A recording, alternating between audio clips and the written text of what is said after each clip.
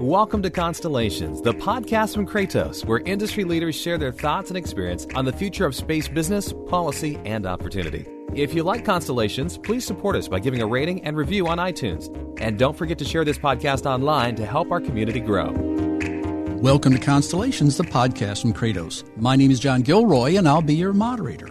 Today, we welcome Eli Nafa. He is the Communications Services Project Formulation Manager for the NASA Glenn Research Center. We are going to talk about the NASA Glenn Research Center Communications Services Project, or CSP. The CSP will demonstrate the feasibility of commercially provided SATCOM services for NASA missions, with long-term goals of acquiring future commercial SATCOM services and phasing out dependency on NASA-owned and operated communication systems. Through CSP, NASA aims to bolster American industry, reduce the cost of communication services, and maximize interoperability between government and commercial service providers while promoting a diverse and growing commercial market.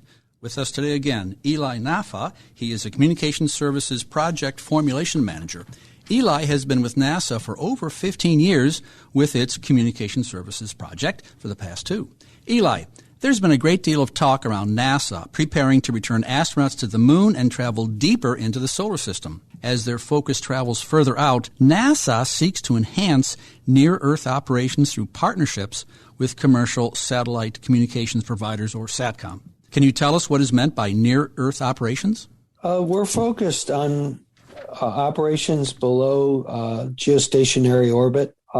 There are different definitions for near Earth. It could go as far as, the moon and beyond. But the focus for CSP is geo and below. So the missions that would tend to be operating there would be our Earth observation missions. You might have some astrophysics, potentially heliophysics, some like space station or commercial space station, for example, and launch vehicles as well. And then there could be some balloon activity as well as aircraft that could be serviced. So this is normally contrasted with what then? Near Earth contrasted with what kind of services? Typically, it's the services that are being provided by our space network and Near Earth network. That's now called the Near Space Network.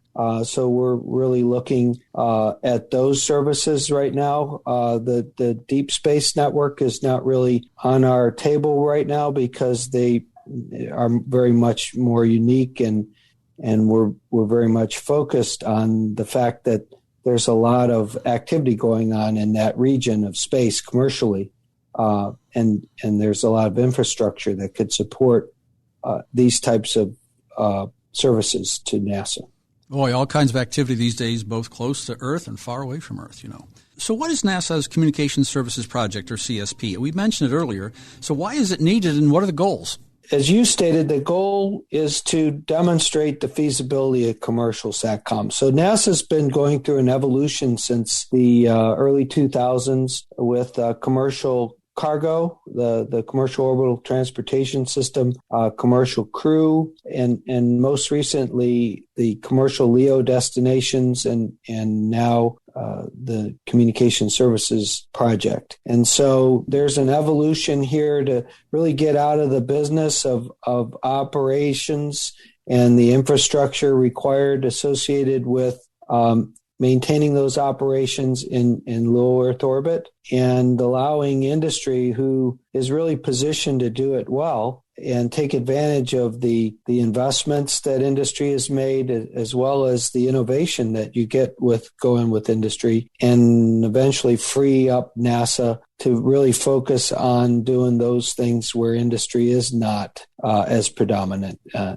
such as exploration and focus on science. You're based in the Glenn place right near Cleveland, near the airport in Cleveland. They've been around for a long time, and this is nothing new for the Glenn or the Lewis Research Center to partner with commercial companies, is it? It's part of your heritage. It is. It's Glenn's heritage to work with industry, especially in SATCOM, dating all the way back to the 60s, where we opened up the television broadcasting, and most recently in the 2000s, in the late 90s and 2000s, where we had the Advanced Communications Technology Satellite, where we really opened up a lot of the industry capabilities that right now we want to leverage. So in particular, the broadband, a lot of what they're trying to do with the internet now, routing in space, all of those things were enabled by Glenn working with industry. And really there was an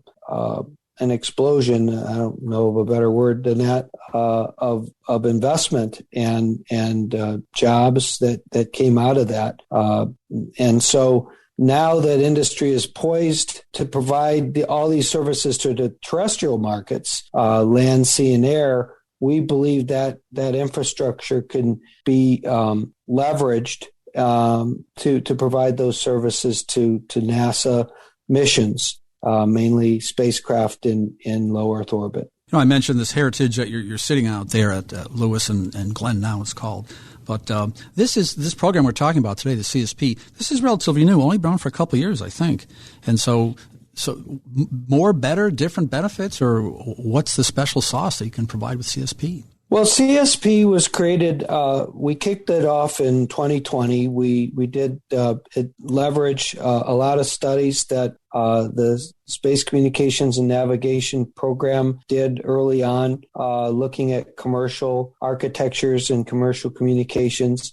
And so we really kicked off in earnest with the Communication Services Project at that time. And we last year, we put an announcement for proposals out that we're in the middle of evaluating at this point to begin our phase 2. So our phase 1 effort was basically understanding the NASA needs, mission needs, and quantifying that, and then understanding what the industry capabilities are. We came to the conclusion that there was ample industry capability out there to serve NASA's needs, and we put an announcement out for demonstration opportunities. So we realize, right now there is no commercial service that we can go out and buy that will replace all of the services that we have now through TDRS and the NearEarth network. And so the idea was that we're going to need to close some gaps.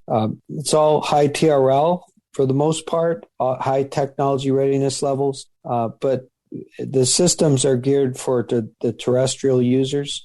And so seeing if those systems can be geared for space-based users is really what we're trying to do. And really, to be honest with you, we need to demonstrate this as much to the NASA missions as we do, to industry, that reliable and robust space communications and navigation can be provided commercially as opposed to, through our traditional legacy networks. Eli, thousands of people from all over the world have listened to this podcast. Go to Google and type in Constellations Podcast to get to our show notes page. Here, you can get transcripts for all 100-plus interviews. Also, sign up for free email notifications for future episodes. Eli, you mentioned this TDRS program, and I think that began in the 80s, and there's a timeline here. I mean, you're looking at a window here, I think the mid-20s, when you're going to have to make some kind of a change. Is this one of the motivators for you looking at these different aspects?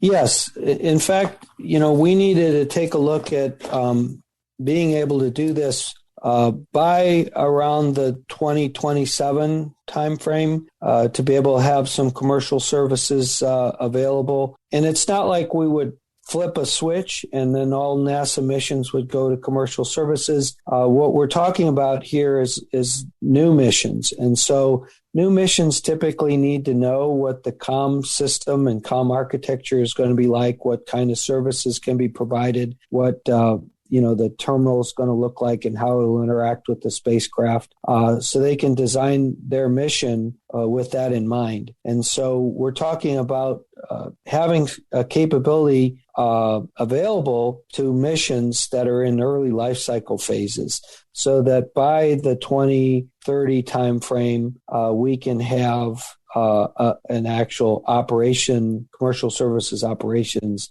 beginning with the NASA missions, if that makes sense. Eli, you're sitting in Cleveland at 16 degrees. You're kind of freezing your toes off there. And let's look in the springtime, 3 or 4 months down the road. So what can people listening to this expect from the program in the next few months? Well, in the next few months, we'll be awarding the demonstration contracts or agreements. They'll be very much in the way that it was done with the Commercial Orbital Transportation System and Commercial Crew in the beginning, where they did demos using funded Space Act agreements. So what we're building are public-private partnerships where NASA and industry are both investing in developing the capability and then demonstrating it. And so in the spring, we'll be making an announcement of the awards that we're making and what those demonstrations will be over the next few years. We kind of spoke in general about this public-private partnership here. Can you maybe give some examples of maybe commercial SATCOM companies that you're partnering with today? Well, we're in a blackout period, and so for me to talk in any detail about the types of companies would probably not be wise. But we don't want to get you in trouble here, Eli. Yeah, I can say that we're looking for companies that are interested in providing communication and navigation services to NASA missions. And so, that's the key. And I believe that there is a lot of interest out there and capability in doing that. So the capabilities looking for in a company is kind of this general communication thing. Is it cloud-based services? Is it different types of services or what kind of services you're looking at? Yeah, so I'm sure the cloud plays in, to the delivery of the data on the ground. So, obviously there will be terrestrial networks involved. The specific services that we're looking for, we've defined them in a number of categories that are in our announcement for proposal. There's the terrestrial support, like the high-altitude balloons. There's launch and early operations phase. These are short duration missions like Commercial Crew, cargo to ISS. There's launch support. There's low data rate routine missions, which are more long duration, lower data rate tracking and control and telemetry. And then there's the high data rate routine missions. That's the return of the science data. And then there's an ability to do contingency services as needed. So those are the kind of the categories they fall into. And so those are all of the services that we currently get now out of the NASA legacy networks, which are operated out of the Goddard Space Flight Center. Boy, that's a pretty big laundry list of activities there. From launch, terrestrial support, contingency plans. Seems like multiple industry partners, doesn't it? It is anticipated that we will have multiple partners. We're not really looking, at least from the demo standpoint, we're not looking for any one particular company to be able to do everything. And, really the way we put our announcement out, we were really looking to find out what industry was interested in doing based on the capabilities that they had and their business interests. So what we're getting back in the proposals is really what industry would like to do. And, we're hoping that by working with multiple industry partners that we will be able to address all of the needs eventually. Eli, I've been doing this for a while, and it's always difficult to talk about public-private partnerships. But I think the start was understand NASA, then understand the different vendors that are out there, and move from there. So I think you've just done a fantastic job of detailing commercially provided SATCOM capabilities for NASA missions, and I'm sure our listeners really appreciate it.